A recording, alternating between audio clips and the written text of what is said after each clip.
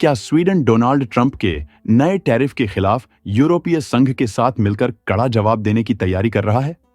हाल ही की रिपोर्ट्स बताती हैं कि उत्तरी यूरोप का यह शांत देश अब चुप बैठने के मूड में नहीं है। अमेरिका ने स्टील और एल्यूमिनियम पर टैक्स लगा दिया, जिससे यूरोप में हलचल मच गई। खासकर ऑटोमोबाइल सेक्टर पर इसका असर पड़ा। लेकिन अब स्वीडन ने साफ कह दिया है, हम भी जवाब देने के लिए तैयार हैं। स्वीडन के व्यापार मंत्री बेंजामिन डूसा ने कहा, टैरिफ किसी के लिए अच्छे नहीं होते। इससे कारोबार और आम लोगों को नुकसान होता है। हम चाहते हैं कि व्यापार खुला और स्वतंत्र रहे, लेकिन अगर जरूरत पड़ी तो हम यूरोपीय संघ के साथ मिलकर जवाब देंगे। स्वीडिश कंपनियां जैसे वोल्वो और स्कैनिया पहले से ही नई योजनाएं बना रही हैं ताकि अमेरिका के टैक्स का असर कम किया जा सके। साथ ही स्वीडन अब एशिया, खाड़ी देशों और अफ्रीका में नए व्यापारिक मौके तलाश रहा है। स्वीडन हमेशा से फ्री ट्रेड और ग्लोबल बिजनेस का समर्थन करता रहा है। अमेरिका उसका बड़ा ट्रेड पार्टनर है। यहाँ की कारें, दवाइयां और हाईटेक मशीनें अमेरिका में खूब बिकती हैं। लेकिन ट्रंप की अमेरिका फर्स्ट नीति के चलते अब हालात बदल रहे हैं। स्वीडन ने अमेरिका के टैरिफ का डटकर सामना करने की ठान ली है। वहां की कंपनियां जैसे वोल्वो, स्कैनिया और एसकेएफ नई योजनाएं बना रही हैं ताकि इन टैरिफ का असर कम से कम हो। वे अपने अमेरिकी ग्राहकों से बातचीत कर रही हैं और सप्लाई चेन को बेहतर तरीके से मैनेज कर रही हैं ताकि बिजनेस में कोई रुकावट ना आए। कई विशेषज्ञों का मानना है कि स्वीडन पहले से ही अमेरिका के अलावा दूसरे देशों में अपने व्यापार को बढ़ाने में जुटा हुआ है। एशिया में स्वीडिश इंजीनियरिंग कंपनियों की मांग लगातार बढ़ रही है, जबकि गल्फ देशों और अफ्रीका में भी स्वीडन की टेक्नोलॉजी को पसंद किया जा रहा है। इसका मतलब है कि स्वीडन सिर्फ अमेरिका पर निर्भर नहीं है, बल्कि दुनिया भर में अपने व्यापार का विस्तार कर रहा है। स्वीडन की वोल्वो ग्रुप ने मैक्सिको में $700 मिलियन की लागत से एक नई हेवी ट्रक फैक्ट्री स्थापित करने की योजना बनाई है, जो उत्तर और लैटिन अमेरिकी बाजारों को ध्यान में रखकर बनाई जा रही है। हालांकि अमेरिका के नए टैरिफ प्रस्ताव इस योजना को प्रभावित कर सकते हैं। इस फैसले से स्वीडन की कंपनियों के लिए अमेरिकी बाजार में बने रहना चुनौतीपूर्ण हो सकता है, खासकर जब वोल्वो पहले से ही अमेरिका में अपने प्लांट्स का विस्तार कर रही है। इस स्थिति में स्वीडन के पास रणनीतिक विकल्प सीमित हैं। वोल्वो ने यह स्पष्ट किया है कि मैक्सिको प्लांट अमेरिकी प्लांट्स का विकल्प नहीं है, बल्कि यह एक नई मार्केट रणनीति का हिस्सा है। इसके अलावा ग्रीन इन्वेस्टमेंट और इलेक्ट्रिक ट्रक डिलीवरी के लिए अमेजन और डीएसवी जैसी कंपनियों के साथ वोल्वो के समझौते इस स्थिति में एक नया व्यापारिक अवसर प्रदान कर सकते हैं। यूरोपीय संघ के अधिकारियों ने पहले ही संकेत दे दिए हैं कि यदि अमेरिका टैरिफ लागू करता है तो यूरोप भी जवाबी टैरिफ लिस्ट तैयार करेगा, जिसमें कृषि उत्पाद, अल्कोहलिक बेवरेज, टेक्सटाइल और फैशन और टेक्नोलॉजी कंपनियों की सेवाएं शामिल हो सकती हैं। अमेरिका द्वारा स्टील और एल्यूमिनियम आयात पर 25% टैरिफ लगाने के बाद यूरोपीय संघ ने कड़ा विरोध व्यक्त किया है।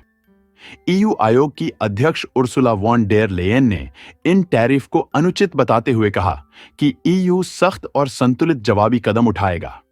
यूरोपीय संघ अमेरिका के खिलाफ विश्व व्यापार संगठन में मामला दोबारा उठाने की सोच रहा है, लेकिन तुरंत जवाबी टैरिफ लगाने से बच रहा है।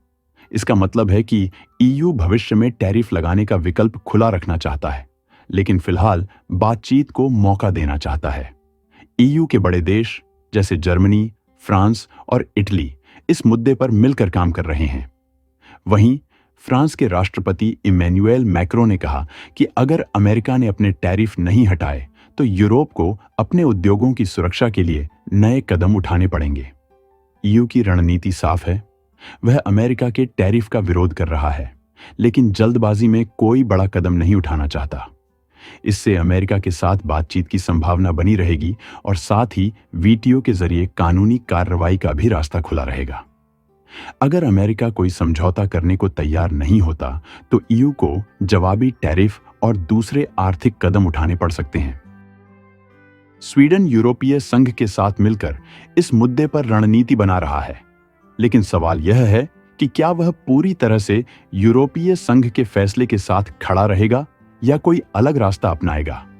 एक अलग नजरिए से देखें तो लाइफ साइंसेज और फार्मास्यूटिकल इंडस्ट्री के लिए हालात कुछ अलग हैं, क्योंकि स्वीडन का कहना है कि वह संयुक्त राज्य अमेरिका में अपने निवेश बनाए रखेगा। मेडिकल रिसर्च और बायोटेक्नोलॉजी के क्षेत्र में स्वीडन और अमेरिका एक दूसरे पर निर्भर हैं।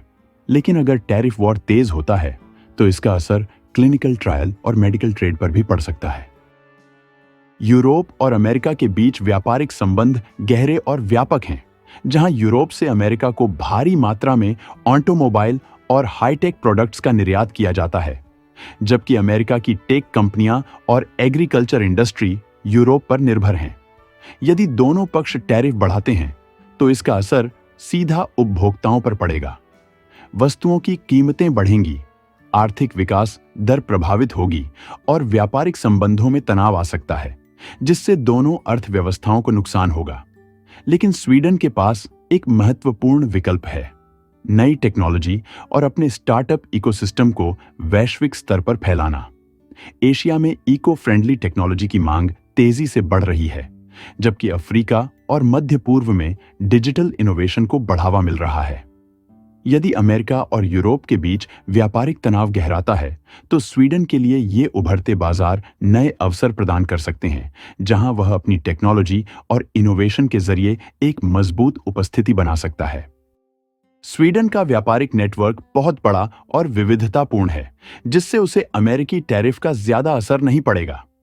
स्वीडन के निर्यात उत्पादों में मशीनरी, ऑटोमोबाइल, फार्मास्यूटिकल्स, लकड़ी और कागज उत्पाद और स्टील प्रमुख हैं। अमेरिका के अलावा स्वीडन यूरोप, एशिया और अन्य देशों के साथ भी व्यापार करता है। खासकर Germany, Norway, Denmark, Finland, Netherlands, United kingdom और चीन स्वीडन के मुख्य व्यापारिक साझेदारों में शामिल हैं। इन देशों के साथ मजबूत व्यापारिक संबंधों के कारण स्वीडन की अर्थव्यवस्था पर अमेरिकी टैरिफ का असर सीमित रहेगा। स्वीडन का चीन के साथ व्यापार लगातार बढ़ रहा है, खासकर टेक्नोलॉजी और मशीनरी सेक्टर में।